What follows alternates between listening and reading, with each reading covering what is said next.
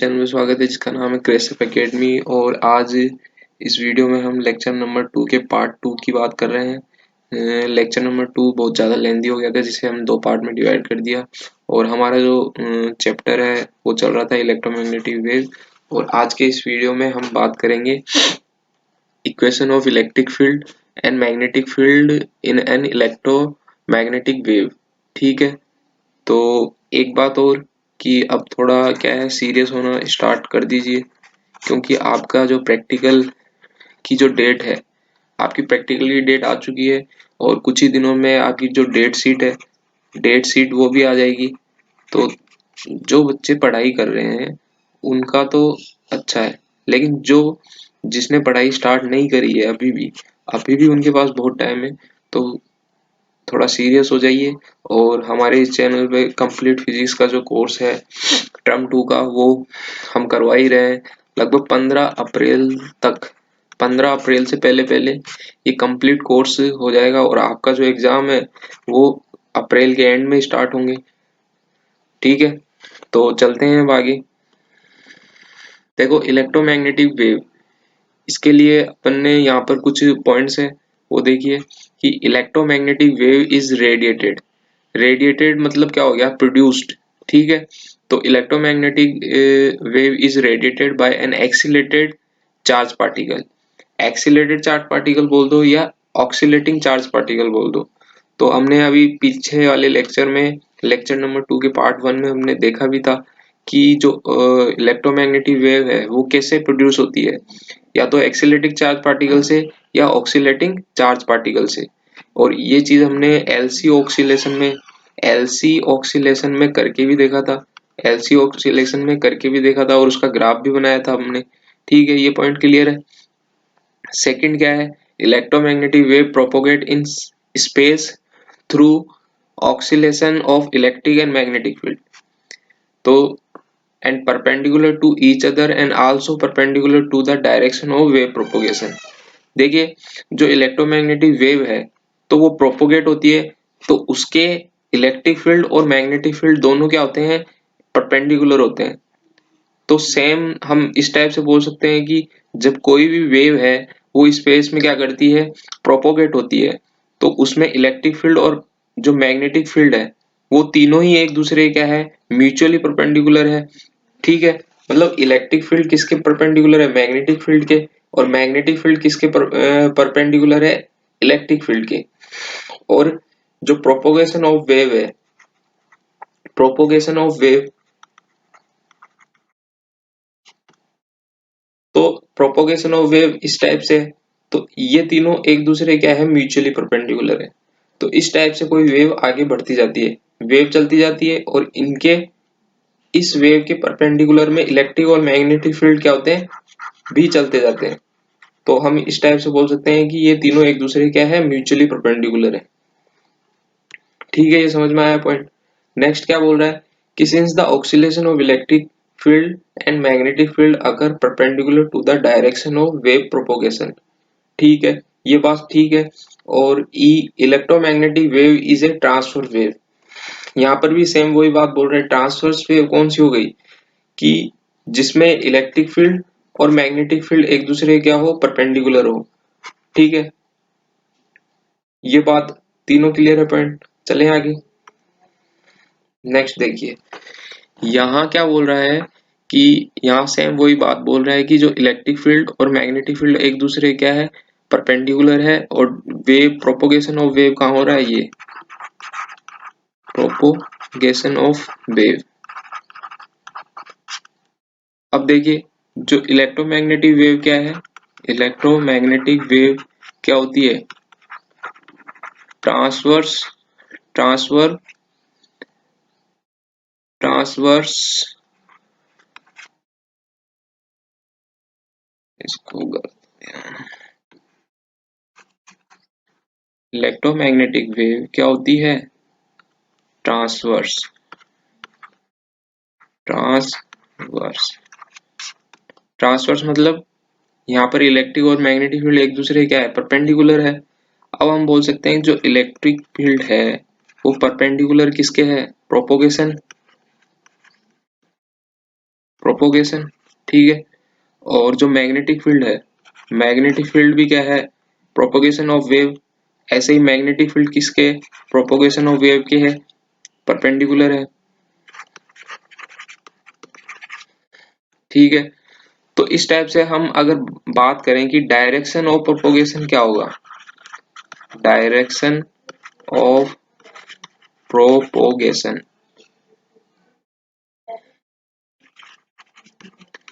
अगर हम direction of propagation find करें तो किस टाइप से फाइंड करेंगे।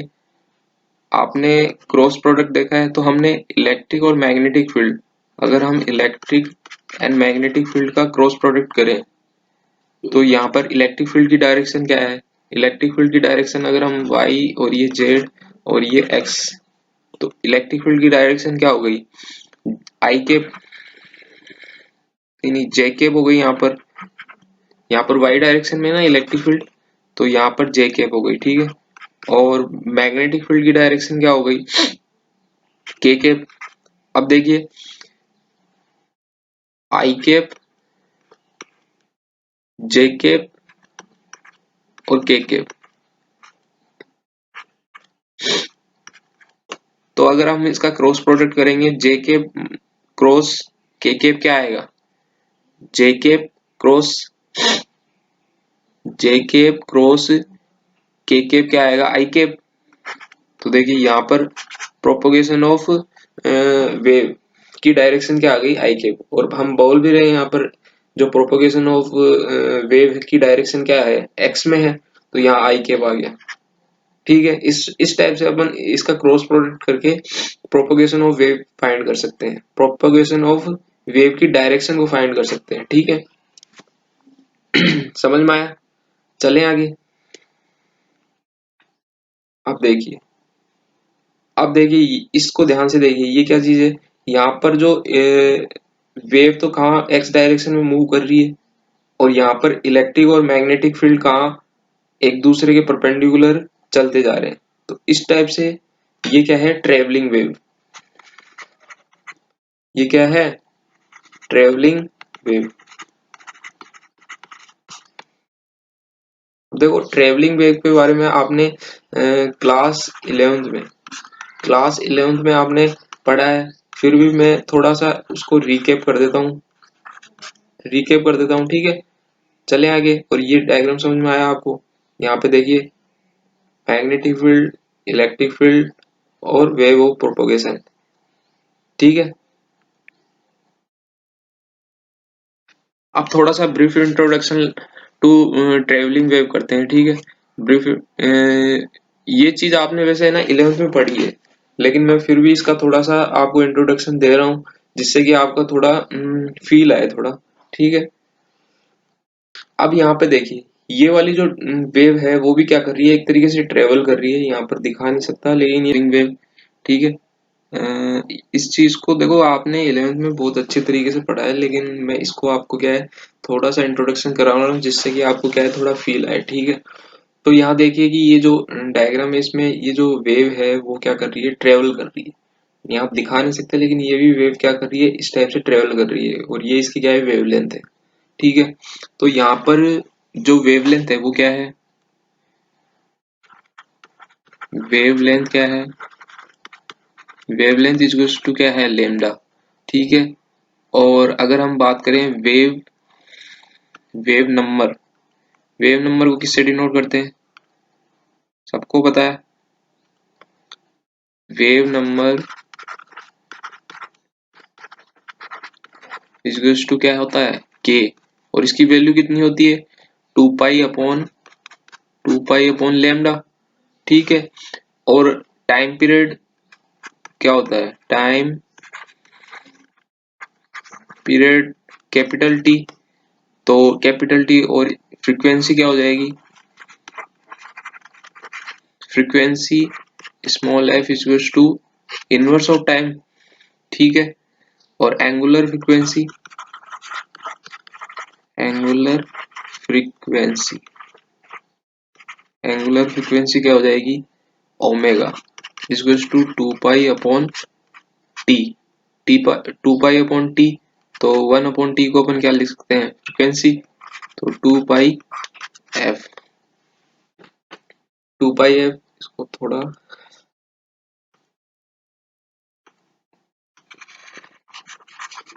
नीचे,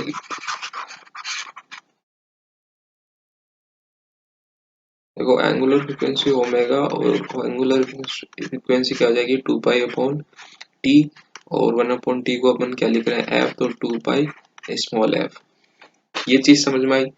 अब यहाँ देखिए, यहाँ अगर हम जो ट्रेवलिंग जो वेव है उसकी स्पीड की बात करें, स्पीड, तो स्पीड यहाँ पर क्या होगा, v इक्वल्स टू क्या हो जाएगा omega upon k, angular frequency upon wave number.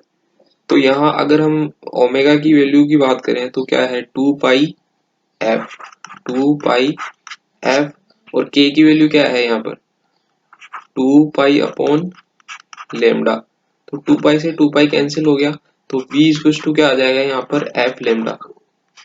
यहाँ एक अच्छा रिलेशन आया है, ठीक है। ये चीज आपको 11th क्लास की मैंने एक तरीके से रिकैप करवाई है। ये चीज आपने क्लास 11th में अच्छी तरह से पढ़ी है, और आई होप आप सबको ये आती भी होगी, नहीं आती तो भी मैंने बता दी है, ठीक है।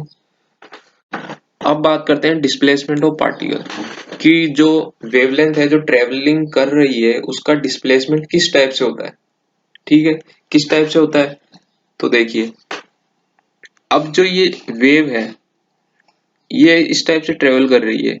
अब मैंने क्या किया कि इसका एक टाइम पर स्क्रीन शॉट ले लिया, स्क्रीन शॉट ले लिया, तो इससे हमने यहाँ पर एक ग्राफ बनाया। यहाँ पर ट्रेवल जो वेव है वो एक टाइम पर यहाँ होगी, उसका एम्पलीट्यूड ऐसे ऐसे, एक टाइम पर ऐसे होगा।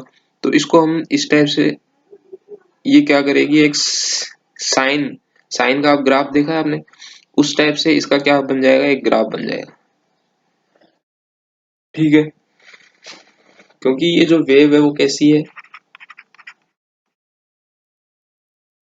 साइनोसॉइडल वेव, साइनोसॉइडल वेव है, ठीक है। अब देखिए यहाँ जो हमने डिस्प्लेसमेंट है वो किस में लिया है, y में लिया है। तो यहाँ जो y है वो किसका फंक्शन है, एक तो डिस्प्लेसमेंट हो रहा है यहाँ पर किसमें, x में, तो एक तो x का फंक्शन हो गया, और एक टाइम के साथ चेंज हो रहा है इसका डिस्प्लेसमेंट, तो एक टाइम के साथ इसका रिलेशन आएगा। तो हम इसको बोल सकते हैं y is equals to function of x t, बोल सकते हैं ऐसे। अब देखिए कि जो साइनसॉइडल वेव होती है उसके लिए हम एक इक्वेशन लिखते हैं, y equals to a sine के x plus minus omega t, ठीक है। यहाँ जो a है वो क्या है, इस जो ट्रेवलिंग वेव है उसका क्या है, एम्पलीट्यूड। a क्या है यहाँ पर, एम्पलीट्यूड,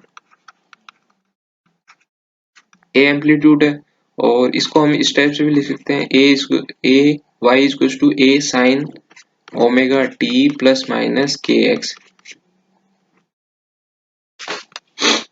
ठीक है। अब यहाँ देखिए ये जो साइन है, यहाँ साइन की जगह कॉस भी आ सकता है, ठीक है। तो ये चीज समझ में आई आपको। अब यहाँ पर एक इम्पोर्टेंट बात और बता देता हूँ आपको, मोस्ट इम्पोर्टेंट बात है, और इस चीज को आप ध्यान रखिएगा, ठीक है, ठीक है। देखिए यहाँ पर अगर ये पॉजिटिव साइन होगा, ये क्या पॉजिटिव साइन होगा, तो देखो पॉजिटिव साइन होगा तो यहाँ पर जो वेव है, वेव का जो ट्रेवलिंग है, wave travelling, travelling in negative x axis, in negative x axis, और अगर यहाँ पर ये नेगेटिव साइन होगा तो वेव कहाँ करेगी, wave travelling, travelling in positive x axis. ये चीज इंपॉर्टेंट है, ठीक है। ये चीज आप इस चीज को बहुत अच्छी तरह ध्यान रखिए, क्योंकि जब आप न्यूमेरिकल करोगे उसमें भी ये चीजें काम आती है, ठीक है। तो चलते हैं आगे।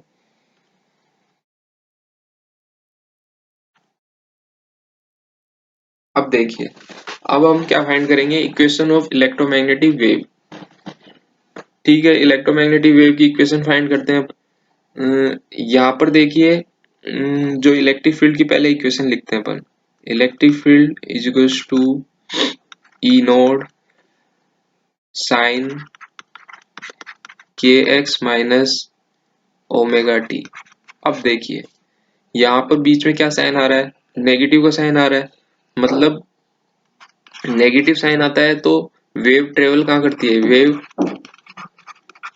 Travelling in positive x axis. ठीक है, और हो भी रही है। यहाँ पर देखिए डायग्राम में, यहाँ पर वाई एक्सिस है तो वेव कहाँ ट्रेवल कर रही है, एक्स एक्सिस में। ठीक है, और ये वाई में अपन ने इसका फंक्शन ले लिया। अब देखिए, ई ई इज गुस to E naught sine k की वैल्यू क्या थी, 2 pi upon lambda, 2 pi upon lambda x minus omega की क्या थी, 2 pi upon T, 2 pi upon T multiply T. ठीक है, यहाँ से अगर अपन 2 पाई कॉमन ले लें, ई नोड साइन, और अगर यहाँ से 2 पाई कॉमन ले लिया अपन ने, अंदर क्या बच गया, x upon lambda minus T upon capital T. ठीक है, ये चीज आ गई। अब यहाँ पर या तो हमारे अब आप बोलोगे कि यहाँ इसमें से इक्वेशन कौन सी याद रखनी है। तो देखो, नॉर्मली ये वाली इक्वेशन आप याद रख लीजिए, बाकी वैल्यू तो आप पुट भी कर सकते हैं। जैसे यहाँ पर के की वैल्यू अपन डायरेक्ट पुट कर देंगे, 2 पाई अपॉन लेमडा, और ओमेगा की 2 पाई अपॉन टी। और नॉर्मली ये इक्वेशन अपन, ये वाली इक्वेशन याद रख के भी, फर्स्ट वाली इक्वेशन याद रख के भी ये इक्वेशन फाइंड कर सकते हैं। तो नॉर्मली आप ये याद रखिए, E equals to E naught sine के एक्स माइनस ओमेगा टी। ठीक है, अब देखिए आगे नेक्स्ट क्या है, मैग्नेटिक फील्ड के लिए अपन क्या करेंगे, इक्वेशन फाइंड करते हैं। यहाँ पर जो मैग्नेटिक फील्ड कहाँ है, जेड एक्सिस में, और जो वेव ट्रेवल कहाँ कर रही है, वो एक्स एक्सिस में कर रही है। ठीक है, तो यहाँ अगर अपन मैग्नेटिक फील्ड के लिए इक्वेशन रखते हैं तो B equals to B naught sine के एक्स माइनस ओमेगा टी। ठीक है, और वही same B equals to B naught, और सॉरी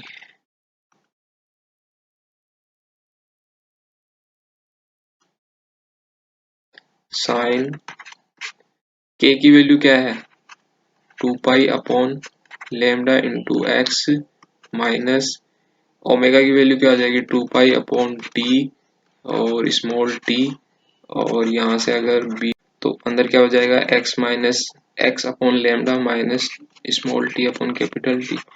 तो ये क्या आ जाएगी, मैग्नेटिक फील्ड की, मैग्नेटिक फील्ड की क्या हो जाएगी इक्वेशन। ठीक है, ये समझ में आई। अपन अब यहाँ से देखो, ये अपन को पता भी चल रहा है कि जो इलेक्ट्रिक फील्ड कहाँ है, वाई डायरेक्शन में, और वेव का जो प्रोपोगेशन कहाँ हो रहा है, एक्स में, और मैग्नेटिक फील्ड कहाँ है, जेड एक्सिस में। और देखो, आप अगर यहाँ पर डायरेक्शन को बताना भी चाहो तो बता सकते हो नॉर्मली। जैसे यहाँ पर अगर हम बात करें कि इलेक्ट्रिक फील्ड कौन सी डायरेक्शन में है, तो अपन यहाँ लिख सकते हैं, ये कहाँ पर है, जे के वाई डायरेक्शन में, और ये कहाँ पर है, के इस टाइप से। ठीक है, और अपन ने जो स्टार्टिंग में बोला भी था कि जो इलेक्ट्रिक, और एक चीज और, electric field and magnetic field are same phase, are in are in same phase, same phase. Same phase कैसे, एग्जांपल से देखते हैं। देखिए, मैंने एक एग्जांपल लिया, जैसे B equals to B naught sine अब इसके अंदर मैं कुछ वैल्यू लेता हूँ।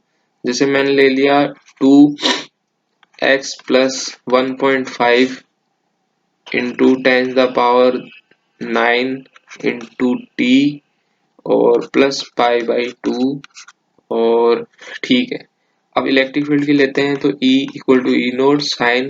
अब देखो यहाँ पर अगर जो वैल्यू है वो सेम है तब अब बोलते हैं कि जो E and B electric field and magnetic field are in same phase, are in same phase. ये चीज समझ में आई आपको? ठीक है, तो देखिए अब जितना भी अपन ने पढ़ाया अब कुछ न्यूमेरिकल भी करेंगे अपन। चलते हैं अब आगे। पहला न्यूमेरिकल देखिए, the electric field in a plane electromagnetic wave is given by 2 sin 0.5 into 10 the power 3 x plus 1.5 into 10 the power 11 t Newton upon coulomb. First question क्या पूछ रहा है, what is the direction of propagation. तो देखिए direction of propagation अपन ने कैसे find करना सीखा था। डायरेक्शन ऑफ प्रोपोगेशन एक तो अपन क्रॉस प्रोडक्ट करवा के देख सकते हैं, मतलब इलेक्ट्रिक फील्ड और मैग्नेटिक फील्ड का क्रॉस प्रोडक्ट करके अपन डायरेक्शन पता कर सकते हैं। लेकिन यहाँ पर सिर्फ इलेक्ट्रिक फील्ड दिया हुआ है अपन को, तो ये चीज तो अपन काम नहीं आएगी। लेकिन सेकंड क्या है, सेकंड अपन ने ये भी देखा था कि अगर यहाँ बीच में, जैसे अपन ने इक्वेशन लिखी थी E equal to E naught sine के x plus minus omega t. अगर बीच में अगर पॉजिटिव है, पॉजिटिव है, पॉजिटिव है तो वेव कहाँ ट्रेवल करेगी, wave travelling in, wave travelling in negative, negative x axis, negative x axis. तो यहाँ पर what is the direction of propagation, तो नेगेटिव एक्सिस में आ गई। वेव ट्रेवल कहाँ कर रही है, एक्स डायरेक्शन में। ये चीज समझ में आई ना आपको सबको, मैं क्या बोलना चाहता हूँ, ये चीज समझ में आ गई ना आपको। फर्स्ट फर्स्ट वाला क्लियर। सेकंड में क्या बोल रहा है, speed of wave, speed of wave. तो स्पीड ऑफ वेव के लिए अपन ने एक फॉर्मूला लिखा था, v इज टू क्या था, ओमेगा अपॉन के, यही था ना। ट्रेवलिंग वेव के लिए अपन ने वेव के स्पीड का एक फॉर्मूला लिखा था, v is to omega upon k. तो ओमेगा यहाँ पर इससे देखिए आप क्या है, कंपेयर कीजिए इस इक्वेशन से। ओमेगा की वैल्यू यहाँ पर 1.5 इंटू 1.5 इंटू 10 द पावर 11 और k की वैल्यू क्या है 0.5 इंटू 10 द पावर 3। ठीक है, तो इस चीज को आप सॉल्व करेंगे तो क्या वैल्यू आ जाएगी, पॉइंट से पॉइंट गया तो ये आ जाएगी 3 इंटू 10 द पावर 8 मीटर पर सेकेंड। ठीक है, ये किसके इक्वल है, सी के, ये किसके इक्वल है, सी के। ठीक है, चलें आगे। देखो अब एक चीज देखना, अब peak value of electric and magnetic field, peak value of electric and magnetic field, इस चीज को किसने बताया था, इस चीज को भी मैक्सवेल ने बताया था। ठीक है, मैक्सवेल ने बताया था। और इस चीज को अपन कैसे बता सकते हैं कि जो इलेक्ट्रिक फील्ड और मैग्नेटिक फील्ड है इन दोनों का रेशियो किसके इक्वल होता है, स्पीड ऑफ लाइट के। ठीक है, इंपॉर्टेंट है, याद रखना, लर्न करना, इस चीज को याद रखना क्योंकि न्यूमेरिकल में ये चीजें यूज होगी। ठीक है, चलें आगे। नेक्स्ट क्वेश्चन देखिए, the magnetic field in plane, the magnetic field in the plane electromagnetic wave is given by bz, bz is equals to 2 into 10 the power minus 7 sin 0.5 into 10 the power 3 x plus 1.5 into 10 the power 11 t Tesla the expression of electric field will be. देखिए यहाँ पर अपन को magnetic field की equation दे दी, magnetic field की equation दे दी। अब ये पूछ रहा है कि इलेक्ट्रिक फील्ड का एक्सप्रेशन क्या होगा। तो देखो आपको एक चीज तो पता होनी चाहिए इसमें कि जो इलेक्ट्रिक फील्ड है एंड जो मैग्नेटिक फील्ड है उन दोनों का जो फेज है वो क्या होता है, सेम होता है। से फेज क्या होता है, सेम होता है। अब देखिए यहाँ पर अगर हम बात करें और एक और, यहाँ पर जो मैग्नेटिक फील्ड है वो कहाँ पर कौन सी डायरेक्शन में, जेड डायरेक्शन में। कौन सी डायरेक्शन में, जेड डायरेक्शन में। तो ये तो कंफर्म हो गया कि जो इलेक्ट्रिक फील्ड है वो जेड डायरेक्शन में तो नहीं होगा। तो मतलब जो यहाँ पर अगर अपन ऑप्शन को देखें तो ए ऑप्शन और बी ऑप्शन तो ऐसे ही क्रॉस हो गए, ठीक है, क्योंकि ये दोनों जेड में है तो सेम डायरेक्शन तो हो नहीं सकती। अब देखो सी ऑप्शन देखिए, सी ऑप्शन देखेंगे तो इसका जो फेज है वो मैच करिए, ये वाला phase.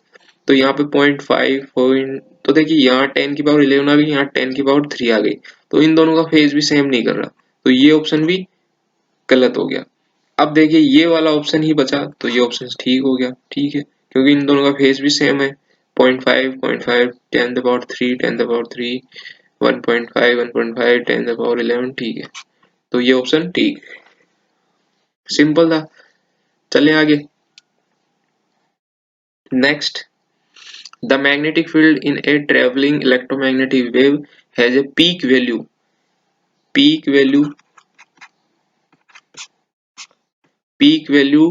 20 nano Tesla. The peak value of electric field strength is. देखिए अभी अभी आपने एक रिलेशन पढ़ा था कि इलेक्ट्रिक फील्ड और मैग्नेटिक फील्ड पीक वैल्यू के लिए किसके इक्वल होता है, स्पीड ऑफ लाइट के, ठीक है। तो यहाँ पर अपन को दिया हुआ क्या है, peak value of electromagnetic wave, magnetic field in A travelling electromagnetic wave. तो मैग्नेटिक फील्ड के लिए वैल्यू दी हुई है, तो इलेक्ट्रिक फील्ड की पूछी है इसमें, तो C इंटू बी नोट। तो C की वैल्यू अपन क्या लिख देंगे, C की वैल्यू अपन लिख देंगे 3 इंटू 10⁻8, और बी नोट की वैल्यू क्या लिख देंगे 20, और नैनो यानी 10⁻⁻9, ठीक है। तो ई नोट इक्वल टू क्या हो जाएगा 60 इंटू 10⁻⁻1, मतलब यहाँ आ जाएगा 6 वोल्ट पर मीटर। 6 मतलब ए ऑप्शन हो गया यहाँ पर, सिंपल है, ठीक है, समझ में आया सबको। चलें आगे। अब देखिए, अब हम बात कर रहे हैं परमिबिलिटी और परमिटिविटी ऑफ मीडियम। सबसे पहले ये चीज किसने बताई थी, ये चीज भी मैक्सवेल ने ही बताई थी। देखिए सारा काम मैक्सवेल ने किया है। मैक्सवेल ने सबसे पहले तो डिस्प्लेसमेंट करंट को बताने के बाद में हर चीज को इस चीज के लिए अलग अलग चीजों के लिए यूज करता गया और नए नए फॉर्मूले नए नए इक्वेशंस देता गया, ठीक है। अब देखिए अपन बात कर रहे हैं परमेबिलिटी और परमिटिविटी ऑफ मीडियम। इस चीज को भी किसने बताया था, मैक्सवेल ने बताया था। और सबसे पहले हम बात करते हैं एयर, वैक्यूम या फ्री स्पेस के लिए क्या होती है, ठीक है। तो C इक्वल टू क्या होती है इसके लिए 1/रूट म्यू नोड एप्सिलॉन नोड। और देखो आपको थोड़ा मैं रिकेप करवा देता हूँ कि 11th क्लास में या पिछले वाले चैप्टरों में आपने पढ़ा होगा कि जो रिलेटिव परमिबिलिटी है वो किसके इक्वल होती है, medium of permeability upon vacuum और परमिबिलिटी, ठीक है। और परमिटिविटी क्या होती है, epsilon R equal to epsilon M upon epsilon naught. इसको हम क्या बोल सकते हैं, डाइलेक्ट्रिक कांस्टेंट भी बोलते हैं, डाइलेक्ट्रिक कांस्टेंट। और इसको हम किससे डिनोट करते थे, K से, ठीक है। ये चीज समझ में आई। चलें आगे। देखो इन एनी अदर मीडियम के लिए अपन परमिबिलिटी और परमिटिविटी कैसे लिखेंगे, परमिटिविटी में रिलेशन कैसे लिखेंगे स्पीड के लिए, तो स्पीड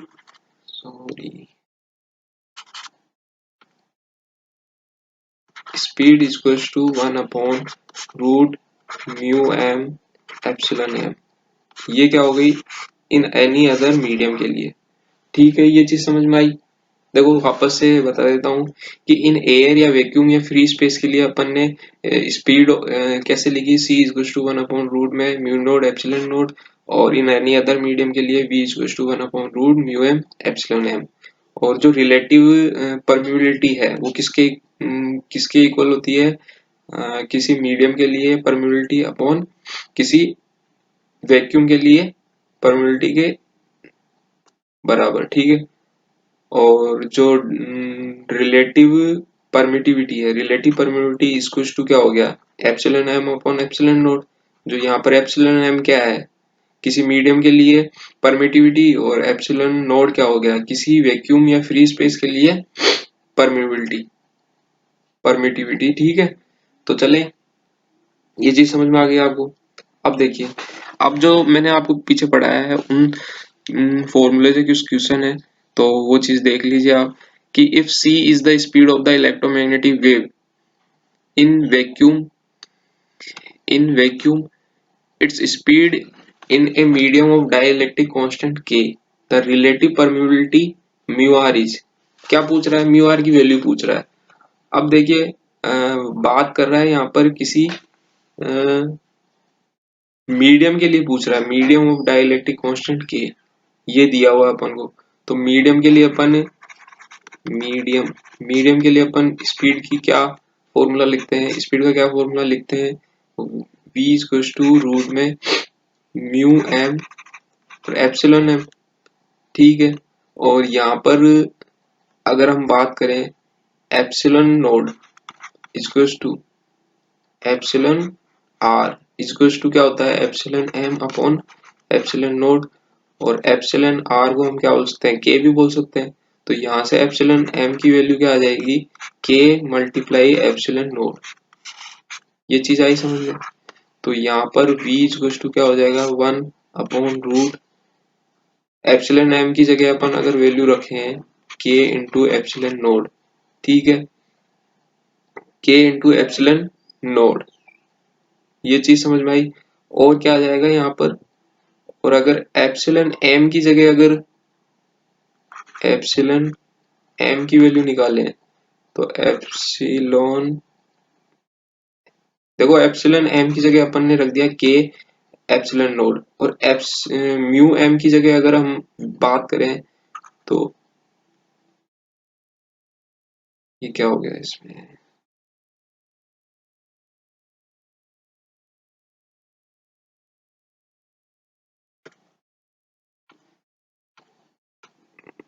ये थोड़ी टेक्नोलॉजी, चलिए इसको इरेज कर देते हैं अब।